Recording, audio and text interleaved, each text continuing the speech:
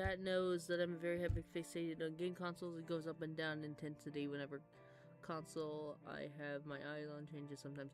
Yeah. I think you'd like that skit, for sure, if it was to be made. Oh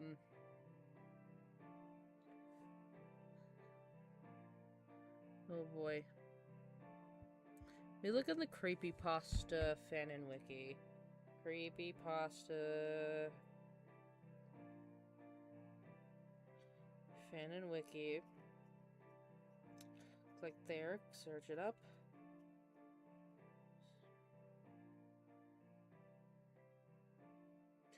Cause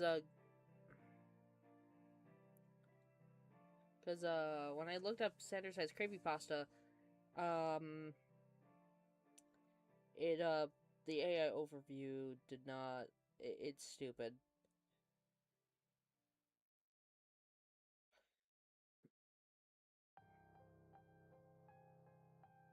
Let me see. There's a console from, speaking of Creepypastas, have you heard of the Fairy Tales Analog Horror Series?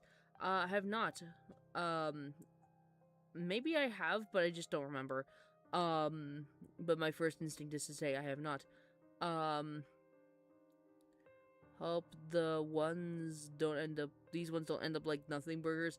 They might be. We might have some stinkers. The console from the Vertex. Oh, nice. Okay. Oh man. Hold on. Wait, no, it just said there's no official Creepypasta. I want. Hold on. Minus AI.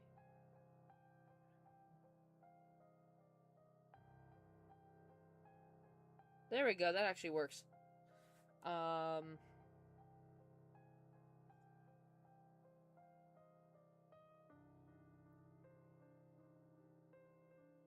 I can't find Sanderside's Creepypasta. No! Damn it! Oh, wait, hold on. I know of one. Hold on. What is the, hold on. I know there's a Hitalia one.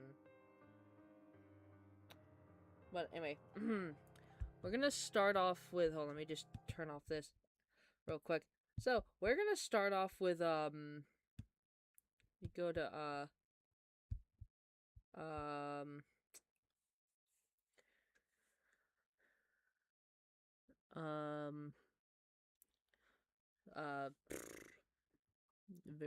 very rare. More people bought the Atari 26 and the ColecoVision and Intellivision. I can send you one. Okay, you can send me a picture. Well, I start us off with Sprunky, like fun Sprunky Studios, like Content Farm Creepypasta. We're gonna start off with this music here. Content farms are very common when it comes to YouTube. You can't scroll on your feed nowadays without seeing slop. The slop in question? Ranking videos, fonk edits, mostly things looked down upon or joked about a lot of the people. And they mean ranking videos by like a clip compilation that's unnecessarily ranked. That type of thing. Content farms mostly do this with horror games that contain colorful characters, one of these being Sprunky, which is widely known, almost everywhere to be exact. And it honestly just baffles me how popular this game has got. Because since it's now everywhere at this point, there are bound to be children brain-rotted by it. Somewhere around March, I found a video made by someone named Joshua, Do Not Terminate, which was basically about reacting to brain rot slop. It had the average things you'd expect. Hornstrap games, game tunes, other content farms that try their best to get views and rage bait people. At the outro, there was a white background that had content farms, their profile pictures and names in the text. See these slop creators? Before then making the content farms explode, along with the text changing to, don't watch them, get rid of them. One of the content farms were none other than Fun Sprunky Studios, in all caps.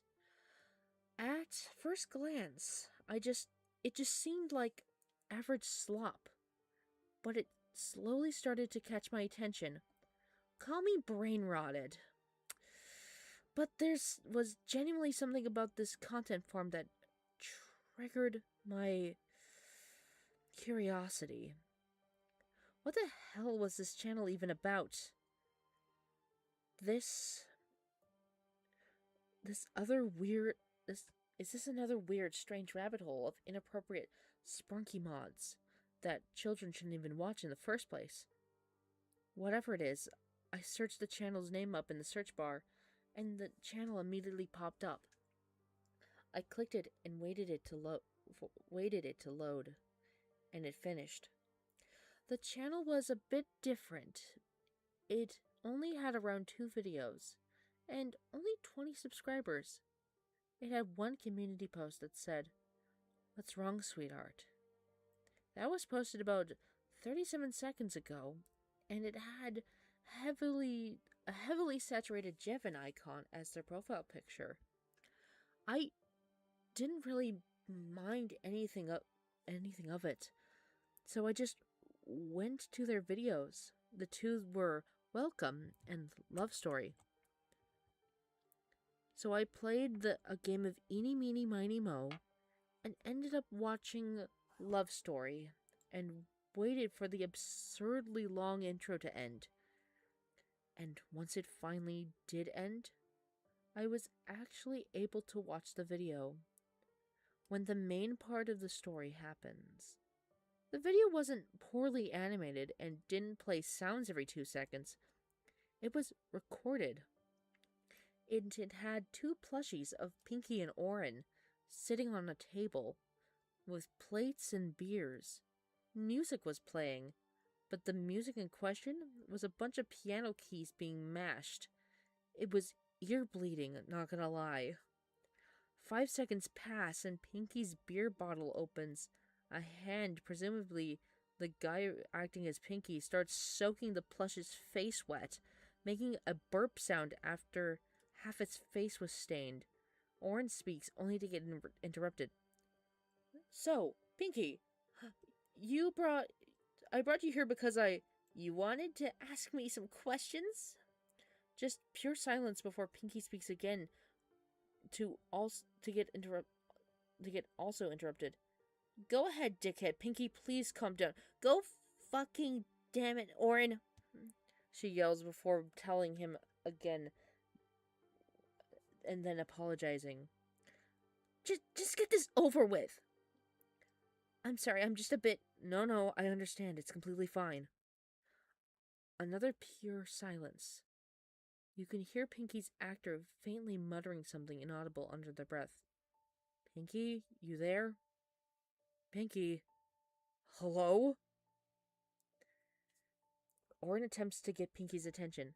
Hell, you can even hear him screaming at Pinky, even snapping his fingers. It cuts back to Pinky, except she isn't even there anymore. Just her seat. And the beer bottle is broken now, with blood on the bottle and the plate. Orin calls for Pinky, get louder and louder. After 20 seconds pass, it cuts back to Orin. Then this time, his head is on the plate. It has shards of glass, which is from Pinky's beer bottle.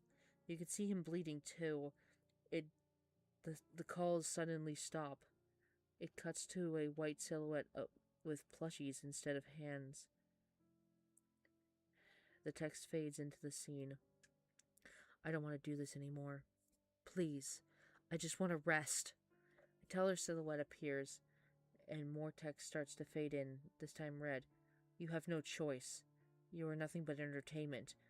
Do not fail me if you want to end up like them." White text appears along with a red. "But, no buts. You're a failure and you know it. Act for the audience. Act for the children. It's what keeps business booming. Why are you so greedy? It doesn't matter. Don't test my patience. Act. Now." It cut to black. I was concerned. You could legit hear muffled sobbing and screaming mixed up with sounds of skin and bone being ripped apart and destroyed. It flashed actual gore on my screen. Oh my fucking god, that trope. Bruh. Bruh. No. Yes, you heard that right. Real fucking gore. Ribs exposed, hearts peeled. Oh. Oh. Oh no. Oh no, fuck that. Fuck that. Fuck. Hold on. No, stop. Fuck that. Fuck that. I am not reading that part. I am not reading that part. That is too graphic to read out loud. Oh. Oh no.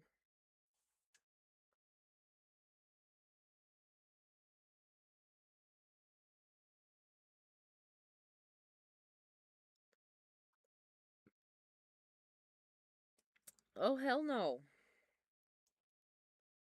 I'm not reading that part. I'm skipping over that part because I'm not gonna read that out loud, and it's way too graphic. They go into too much detail on this one. Holy shit! After that, Fun Sprunky Studios and that Joshua guy's channels both disappeared.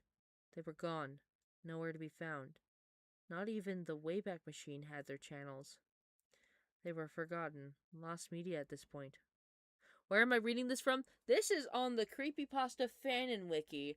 So just look up Fun Sprunky Studios, scroll down, and you'll see what I have missed. Oh, no, Lucky, I remember that. I remember that.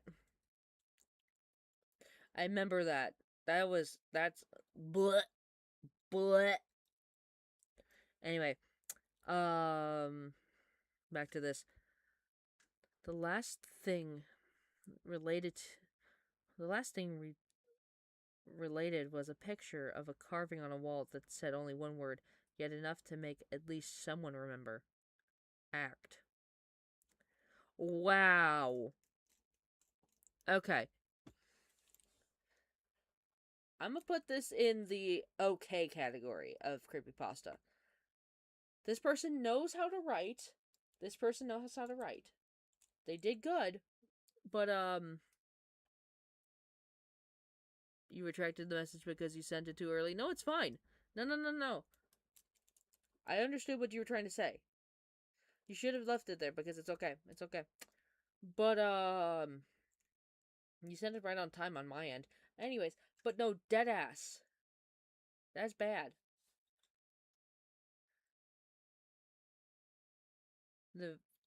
Okay, let me look at Discord real quick. But no, I'm putting this in okay tier. Okay to bad. But it's not bad. It's okay. It's in the okay tier because of, oh, that's cute.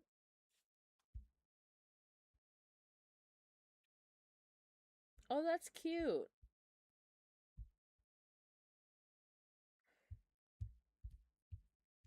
That's cute. Anyway. Oh, you wasn't done type? Oh, okay. But no, deadass. Yeah, okay tier for this one because it's not shit. It's not shit. But it's bad. Alright. Are we ready for some BFDI creepypastas? Because that's what I have a majority of. It's majority creepypastas of BFDI from here on out. Minus, the, Family Guy, the big goal. Minus the Family Guy. Do we want to do Family Guy now? So that way later we can just ignore that? Let me put a goal here.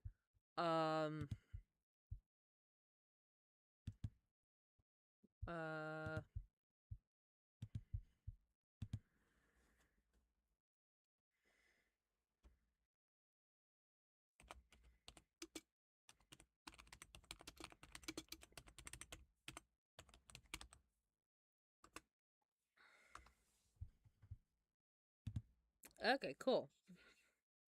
Oh, shoot. I didn't set it for a specific... A seagull. Oh shoot.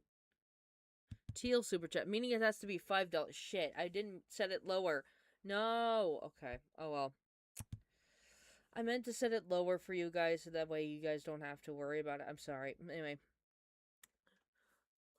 I like me a bit of story time, even if it's a little spooky, but if you ever need me to read something, you just say the word. Okay. Hi, Gally. Keyboard ASMR. Okay. I'm gonna do Family Guy next. I'm gonna do Family Guy next.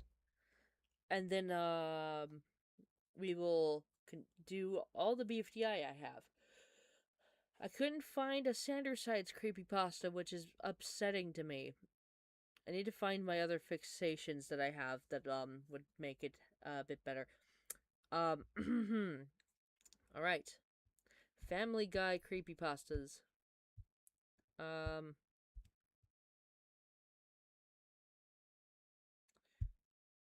Okay. Author's note. This is a Family Guy creepypasta that I've worked on Google Docs. It's not meant to be taken seriously, nor is it meant to offend anyone. It only exists for everyone's entertainment purposes. Enjoy the story. Chapter 1. And so it begins. We all probably remember the hit show Family Guy, don't we? To refresh your memory, it's about the Griffin family of Quahog? I don't know how to pronounce that. I'm not a big Family Guy person.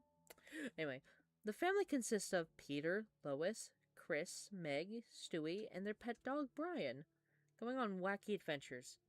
The show ran all the way until the present day, going on to a 22nd season, still airing to this day. I already said that twice. What many people don't know is that something is something. Oh God, sorry. Is something that remains to be an open secret between the Fox executives and the show's creator, Seth MacFarlane. Quahog. Okay. I did not know that. Quahog. Okay, cool. Good to know, because I'm not a Family Guy person. I'm more of a South Park person. My boyfriend's a Family Guy person. In Seth's case, it seems like there was something bothering him after Family Guy was conceived. This thing, or whatever's bothering him, wasn't evident from the get-go. But as the seasons went by, it started becoming more clear to the Fox executives. This all happened when Seth created one of the show's most famous and infamous characters. That character was Peter Griffin. The way I can safely describe Peter is the kind of character that has the most mixed feelings about by fans and critics alike. In earlier seasons, Peter was dim-witted, but still a reasonable husband and father who gets into trouble most of the time. However, you said a pronunciation in Discord? Okay, I'm already past that part. Where's that? Is this the worst time when you were asked? This is worse than the time you were asking for creepypastas and I said a 2-hour video. Damn. Throughout the later seasons of Family Guy's run, Peter is shown to be. God damn it, I'm yawning again. Peter is shown to be doing multiple heinous crimes, that could get him locked up if he were to imitate these crimes in real life. Notable examples include starting his own comic strip business and writing offensive strip, shooting Cleveland's son in the arm, etc. During the character flanderization of Peter, many Family Guy fans and critics have started writing angry letters to Fox and executives, but more notably, started sending them to none other than Seth himself. Letters ranged from negative feedback surrounding Peter Griffin's character and personality, now than what he was in the previous seasons. While others threatened Seth to kill Peter off the show for good, Seth initially fucking shitting, damn it. Seth initially was skeptical and brushing the whole thing off as a joke, and ignored these letters and continued with working on different episodes. However, the letters had begun to grow more and more negative, and many angry fans of Family Guy had begun to publicly humiliate and shame Seth in real life. Fucking shit. Shunning and angrily yelling at him for still keeping Peter on the show. The letters kept persisting and had begun to grow worse with each passing moment. It all led to a breaking point for Seth, as he was caught into a difficult and uneasy decision that had to be resolved immediately to relieve his stress. Then one day, Seth came to Fox and announced his intentions for making his very own episode of Family Guy. With the help of his friends and colleagues, an episode that would hopefully put an end to the constant harassment. What many of them didn't know, however, was that Seth was planning on reworking an episode that was already in the development stages. The episode that was in development at the time was tentatively named Family Guy BTS Behind the Scenes, where it was revealed that Family Guy was a show within a show, hosted by a Twilight Show-esque narrator in a style similar to a documentary. It also showed that all the characters you know and loved and hated are the actors of said show. The episode, under Seth's wishes, had its title changed to The Big Goal. Chapter 2. We interrupt this program. Let's go back to that so familiar year of 2006, shall we? Not 2006, 2016, shall we? It was a fine summer evening, and Family Guy was in its 15th season at the time. However, something strange happened during this quite summer evening. Around 7 p.m., many locals were watching their television. The channel that they were watching was Adult Swim, and it was playing a rerun of Futurama. This is where things get a little strange and peculiar to ignore. The Futurama episode that was airing at the time just stopped. Yep, you heard me correctly. The episode of Futurama that was playing just stopped abruptly as the credits were about to roll. Many viewers were left confused by this sudden abruption that they thought was their TV systems malfunctioning. No matter what they did, whether that's unplugging the set and plugging it back in, tampering with the remote, changing sources, the TVs in that area all just stayed frozen. Yeah. Rad is named Loki, you'll be in court, buckle up. It's a god name. They can't sue over a god name. They don't own the religion. Anyway. After a few seconds, their TV sets immediately went to completely black. Not just a temporary black, what happens during thunderstorms when a satellite quickly gets all fuzzy and distorted. This was a permanent darkness of black. Soon, white text slowly began to fade in on their TV screens. Here's a transcription of that text, followed by the sudden intrusion broadcast television. Hello, America. This is Seth MacFarlane, creator of Family Guy, American Dad, and The Cleveland Show. I have read your feedback on one of your most coveted characters, and that I have voiced for the past 17 years.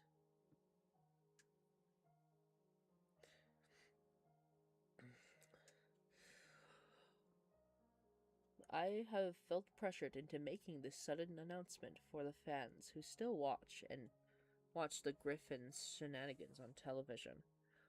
What you're about to see is something that I wanted to get off my chest and work on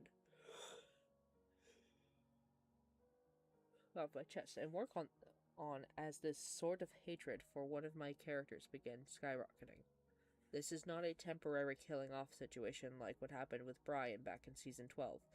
This is a permanent thing. Why am I talking about this? This is because after many fan requests and demands, Peter Griffin, one of the show's infamous characters, will be killed off in this special broadcast for all the continent to see. To the many of you still keeping hatred of Peter Griffin during the last few seasons of Family Guy, I have one question to ask you.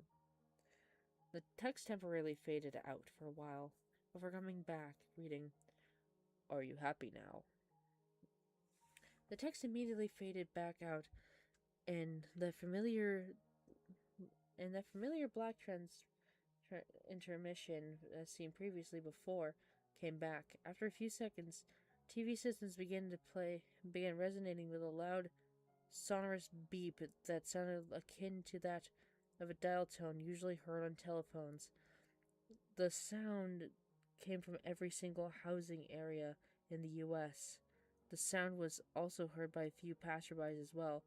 After what seemed like minutes of this resonating beep, white text started to fade in on the darkness and began being only visible on many screens. The text now said, this time in big, bold font, "Family Guy, the big goal." The contents of the episode. Chapter 3. Several white flashes then came onto the screen without giving any warnings, startling most of the viewers watching the sudden broadcast intrusion. After the flashes stopped, it showed the Griffin house during the day. The normal cheery music was playing. Hang on. I need to get the soundboard up. Oh no, where's my soundboard? Soundboard. Aha. Family Guy. There we go. Where's my soundboard? There it is. Okay, where is the sound? Enter. Nothing at a Family Guy. Transition.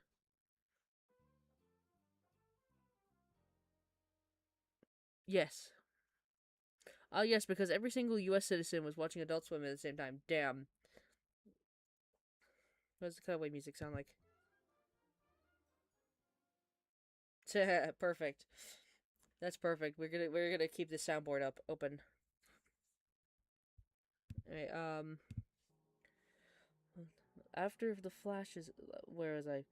It showed the family shown sitting in the living room where they were watching TV, the usual movie/show parody that played on the TV.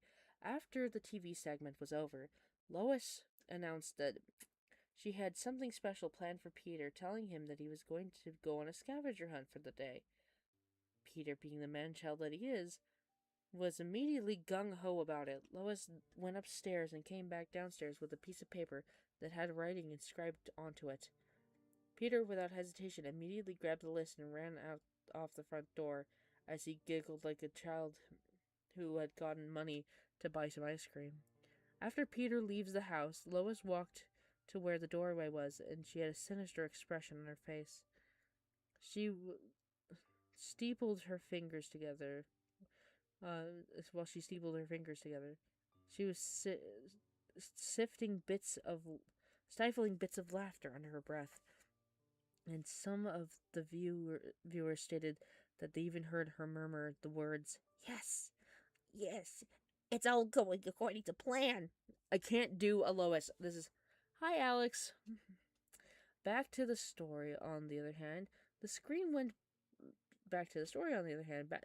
to black like most Family Guy episodes. Then it came back on to the next scene. The next scene depicted Peter shovel in hand, digging a hole near the highway.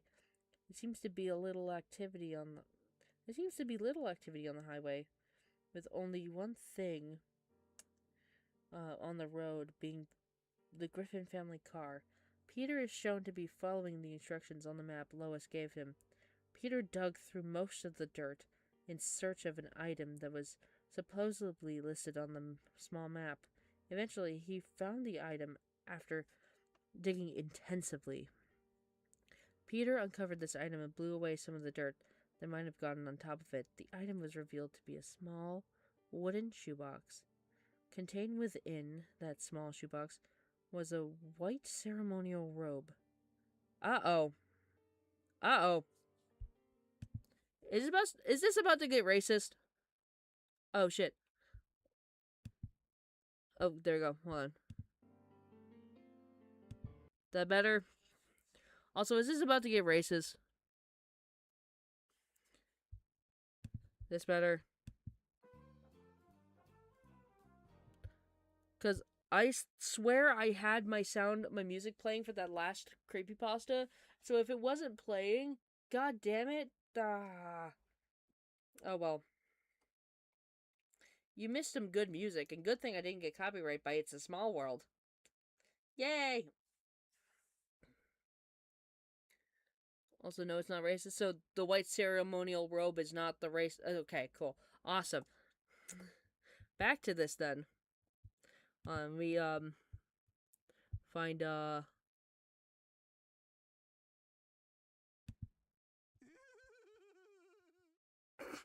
that's amazing. I love that. Anyway, back to this white ceremonial robe.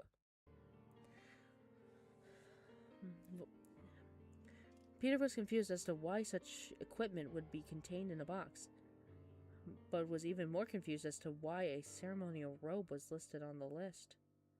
Peter initially called the whole thing off as a joke, but then decided to play along with his made-up scavenger hunt. Without hesitation, he hopped back into his car and proceeded to find the next item that was listed. The next item on the list led him to a dense forest-like setting. The forest had lots of trees. Not me recognizing this music as scare theater, holy shit. Sorry. I'm on one right now.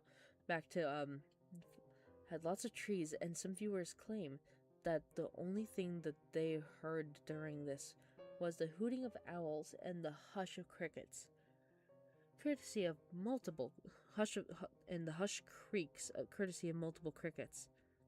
The backdrop was described as having an eerie nighttime feel to it, as the entire forest was lit by harsh light from the moon. Peter wandered through this vast land in search of the next item on the list. Peter was guided by the moonlight's trail, similarly to how baby sea turtles use the moonlight to return to the ocean. It's better. Yes, it's better. Also, no, it's not. Okay, I already read that. Blah. Unluckily for him, the moon's light was blocked off by a few clouds. This resulted in him accidentally bumping into a nearby tree. This further resulted in a strange object hitting Peter across the nose, causing it to bleed. Ow, what was that? Peter yelled while holding the tip of his nose to stop the bleeding. The camera panned to show the object on the grassy plains. Although the object was as visible as a black shadow, the moonlight slowly began to reveal what the mysterious object was. The moon finally struck the object with its light, and Peter was able to see exactly what had hit him. Lying on the grass was a long metal pole. The pole was described as having different sizes of rust on the surface of it, indicating that it was there for quite some time. It would have rusted completely had Peter not found it. Peter inched closer and grabbed the pole. He followed the moon's trail to the exit of the forest. Upon arriving at his car, he opened the side door and placed the pole gently in the back seat along with the shoebox he had found earlier in the day. Huh, that's it? That's all the items of the scavenger hunt? Peter asked with suspicion in his voice. Again, Peter decided to call the whole thing off as a joke and started the car engine in order to go home. However, while driving, Peter heard a loud growl coming out of nowhere. Peter, what the fuck? Peter, startled by the noise, immediately started looking. immediately started looking where I lost my spot. Immediately started looking around to see where the noise had come from. It turned out that the noise had started coming out of Peter's stomach. He seemed famished and dehydrated after that scavenger hunt Lois had sent him on. I think I should stop by the clam for a little while and refresh. Hopefully Lois wouldn't notice. Peter contemplated as he arrived at the main town. He stopped at his favorite bar, the Drunken Clam, in order to get him some refreshments before calling it a day. When he pulled over at the driveway, he saw to his delight the Clam was still open after hours. He entered the door only to find the entire bar was completely desolate. The only person that could be seen or heard at this hour was Jerome, who was packing up his things. Hey, Jerome, I would like the usual, please, Peter said, as he went to take a seat. Upon making himself comfortable on the foam-padded surface, one of the chairs, he noticed that Jerome was packing something out of Peter's sight. Hey, Jerome, what are you packing? Peter said. Jerome never said a word. The only known sounds from the bartender and owner of the Clam were the aggravated heaps of breath as he was emitting as he continued to do what he was doing before Peter entered. Just then Jerome spoke. Oh, nothing, Peter. It's none of your business. Anyway, here's your usual. And with that, Jerome went further into the counter and placed a glistening cold mug of beer for Peter to indulge. As Peter happily drinks his beer, Jerome snuck out of the Clam without Peter even noticing. He carried a small briefcase with him. Most of the episodes was dedicated to Jerome walking down an empty sidewalk, wearily glancing back and forth, checking if someone was following him. Just then, without warning, Jerome stopped walking. The backdrop behind him depicted a dark, hollow alley. Slowly, with precious steps, he slowly made his way into the alley. There, he was surrounded by darkness, glancing around warily as he did before. A strange noise began emerging from the hiding place in the alley. The sounds of sandals making contact with the concrete pavement below them. The figure was described as wearing a brown coat and spoke in a whispery kind of voice. The figure advanced towards Jerome and started a conversation with him. This is how it went. Figure: did he enter your bar? Yes, he did. He's indulging himself in that delectable nectar. Figure: for tomorrow, you got all your necessary equipment? Yes. Figure: good. I'm glad that we gave him a proper send-off. Deal or no deal? Jerome hesitates. Deal. After a little conversation between the two, the screen went black for a little while. The screen later came back with a first-person point of view of someone driving, possibly Peter's point of view. The only thing that was visible was the interior of the car in Spooner Street, as it was showered with glistening stars of the night sky. Peter was driving recklessly across the street, presumably due to beer he drank earlier. Eventually, it showed the car swerving into the driveway of the Peter Griffin house. As Peter got out, the first-person view from earlier ceased, and it showed Peter entering the house in a drunken stupor. It took him a while to get up to his and Lois's bedroom. As he got there, he drunkenly apologized to Lois for staying out late. Lois, however, didn't respond to his apology. In fact, she never responded to him. All that was heard from on her side of the bed was peaceful snoring. Peter, still in his drunken stupor, immediately slipped back into the bed and slept peacefully throughout the entire night. The next few minutes of the episode were dedicated to a scene of Peter and Lois sleeping in bed, which, to be fair, was a bit boring for the viewers watching at home. Suddenly, out of nowhere, the scene immediately cut to show the Griffin house during the daytime. Peter was restfully asleep, but woke up with a loud yawn while stretching in his arms. He turned over. Oh, God damn it! Oh, God, no! He turned over to Lois's side to wake her up. However, Lois never responded, similar to what happened last night. Peter, unfazed by this, immediately got up and was ready to start his day. He went downstairs to get breakfast. However, when he got there, he saw no one was at the table. No Chris, no Meg, no Stewie, no Brian, no Lois, nobody. Huh. That's a little odd, Peter said suspiciously. There's no food on the table. All of a sudden, a loud crash was heard, as well as the sounds of a car alarm being triggered.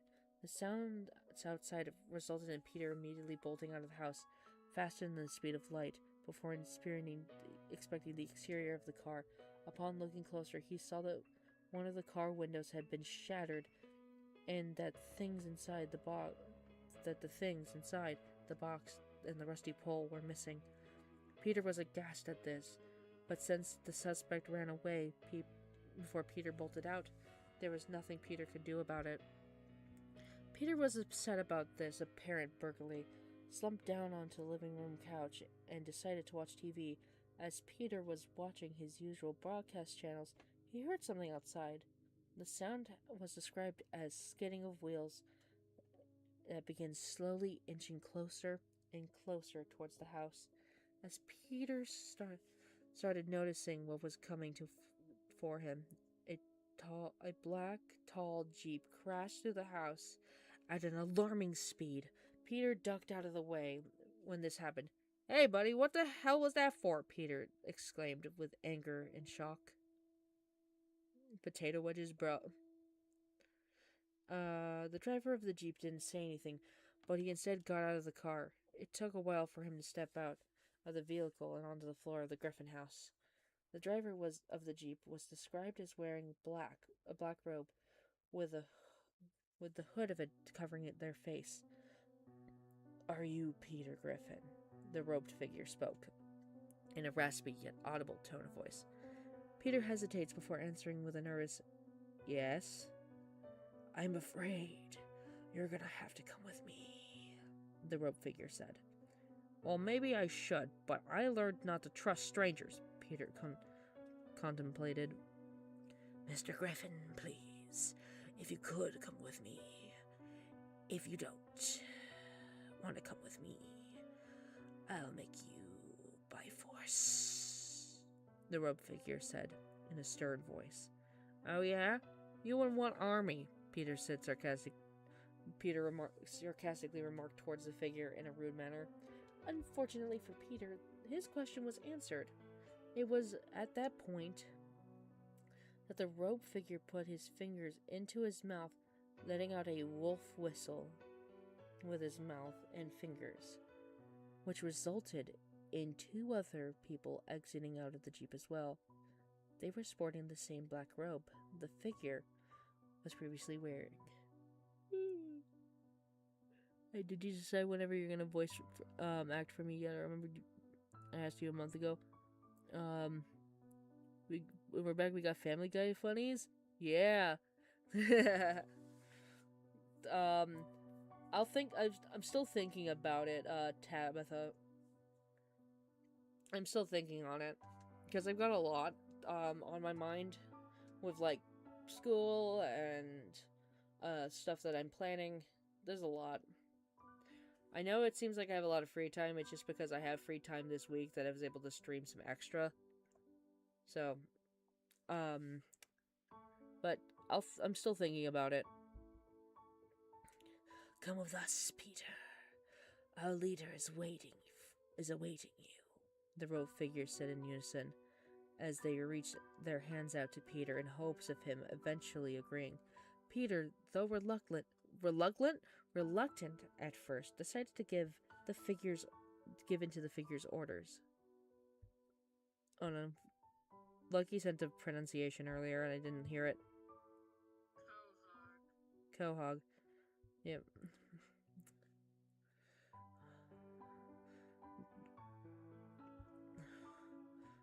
Given to the figure's orders. However, what the robed figures didn't know was that Peter's surrender was all a ruse. Peter was walking towards the figures, ready to come with them. He immediately yelled and pointed, "Hey, what's that over there?" The figures, oblivious to the ruse, looked where Peter pointed. When they turned around, they tried to collect Peter. They saw he had sprinted across the street. That's me. That's my sound of him running. You're welcome. Laughing cunningly. Almost said something else. Laughing cunningly. Cunningly. Hold on. Where is my soundboard for Peter laugh? Where's my Peter where's my Peter laugh? Where's my Peter laugh? Peter.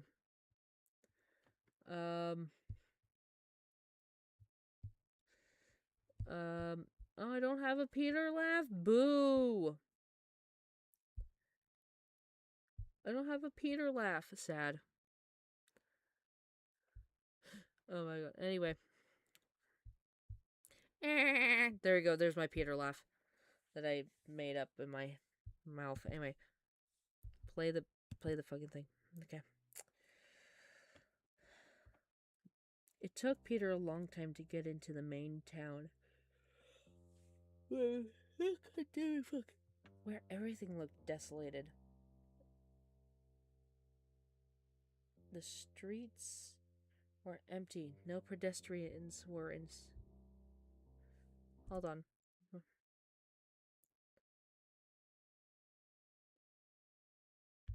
Shit. Shit, was there a party today? Did I forget there was a party today? Hold on. Oh, crap. Oh, no.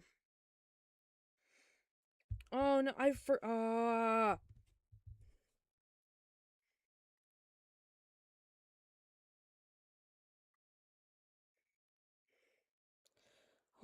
my god. Hold on, y'all. Fuck, was there a party today? Hold on.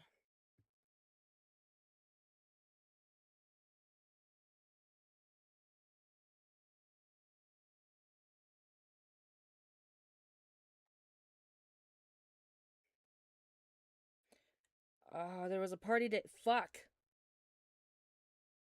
I'm sorry, guys. I just noticed that there was a party today and I didn't realize. Hold on, let me call my boyfriend.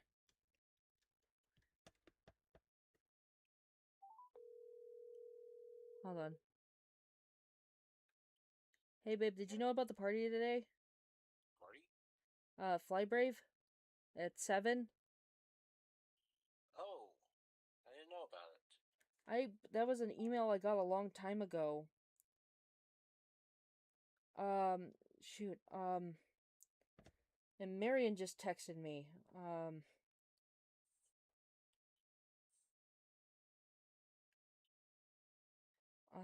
And also I'm live. You want to say hi to the chat? If you want to say hi to my friends. This is my boyfriend. Say hi. Hello. Yeah. Shoot. I am so sorry, guys, that I just realized this live because Marion texted me. It starts at 7. At 7 p.m. at the store, at the Flybrave store. I might have to end this stream, guys, because I just realized I was supposed to be at a party. No. But yeah, it's to celebrate the the program's That just reminded me of something. Yeah. 7. Alright, I love you, babe. I'm gonna end my live stream. And, I'm so sorry. I completely forgot I had a party to go to. We will be... Just 1 moment. Okay, hold on. Cat. Yeah. Cat, wait. Just wait. Here's my mom. Okay. Let me give you 1 second. Hello. Oh, hi. Hi. I'm live right now. Oh. Yeah, and I just realized because, Marion texted me. Oh, yeah, I forgot about it. Yeah. I mean, it's at 7. We have time. Okay, so I'm gonna get ready and then we'll be over to pick you up. Okay, you want to say hi to my live chat real quick? Hi, live chat people. That's my boyfriend's mom. And people are saying it's okay, LeMayo. Yeah. I was in the middle of reading a Family Guy creepypasta to my audience. Well, thank you for reminding us. I have it on the calendar, but I think I have it to remind us in 10 minutes till. Yeah. All right, I'll see you in a little bit. All right, I'll see you Bye. as well. Bye.